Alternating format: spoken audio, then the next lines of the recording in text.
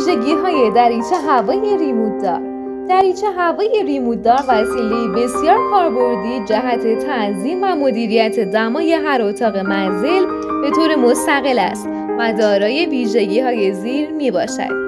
مدیریت زاویه وزش باد، انتخاب جهت وزش باد به طرفین بالا و پایین، انتخاب گردش متناوب وزش باد به حالت سوینگ به صورت یک نواخت به طرفین بالا و پایین،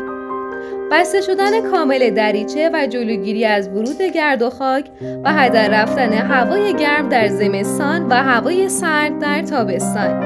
صرفه‌جویی در مصرف آب و برق، جلوگیری از هدر رفتن انرژی، دارای 2 موتور گیربکس قوی،